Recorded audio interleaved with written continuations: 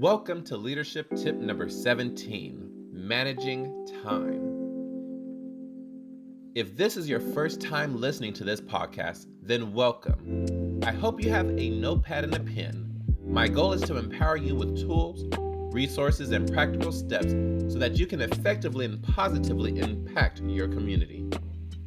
If you are a returning listener, then I hope the information I'm sharing with you is steadily transforming your life and that you share it with others so that their leadership skills and ministries will also improve. So our topic today is managing time.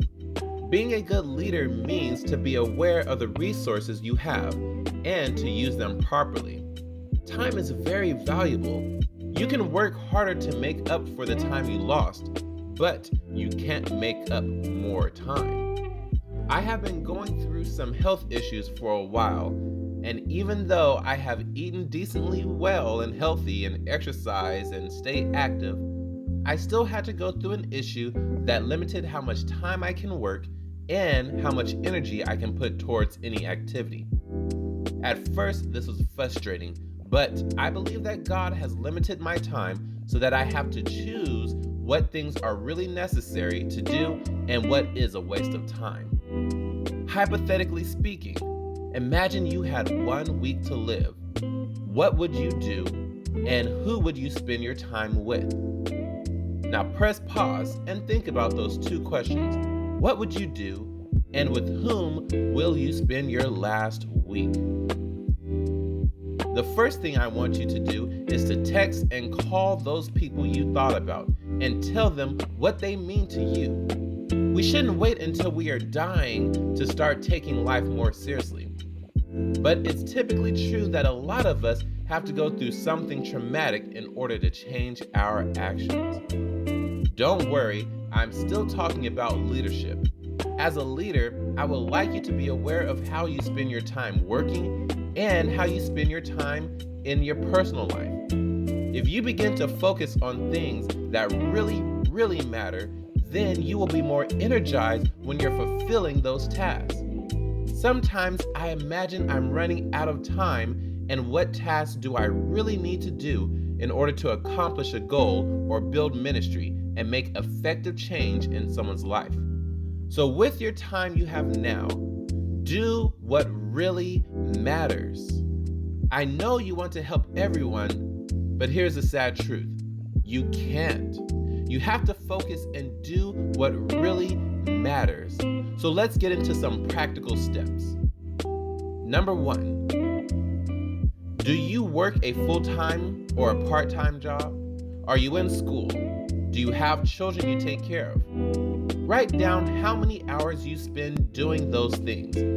Then, at the time you typically sleep, then subtract that total from 168. So that's how much time you have left to work on you, your extra goals, or your youth group each week. Number 2, go to the settings on your phone and look up screen time. Look at the apps and how much time you use on those apps. Out of the 168 hours a week, how much time are you wasting? Number 3, write down all your tasks and do only the things that are progressing you towards your desired goal. Just because you have free time to do it doesn't mean that you should always do it.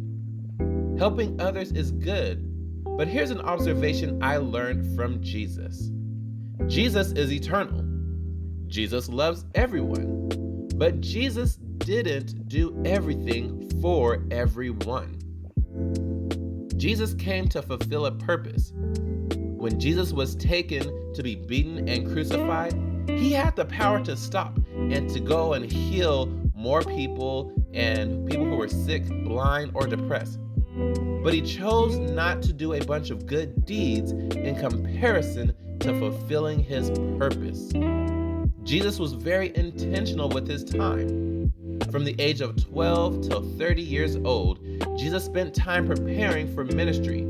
He was so intentional with his time that he did ministry, training, teaching, developing disciples, preaching, healing, and impacting lives to the point that he was done in 3.5 years.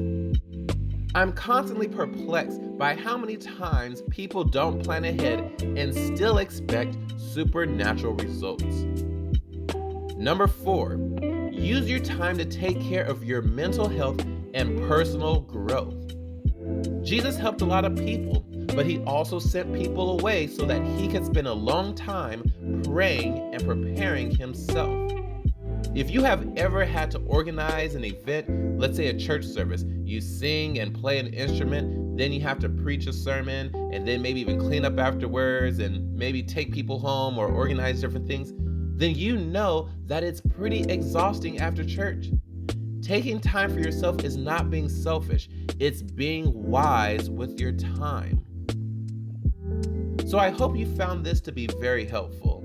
Take notes, keep it somewhere where you will see it often, then apply it to your life.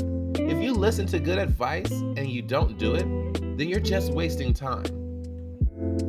Was this helpful? If so, then press the like button. And if you think it can help someone else, then share it. My goal is to help people who are struggling, who feel overwhelmed, and then empower them to succeed. If someone sent this video to you, then they want you to succeed in life.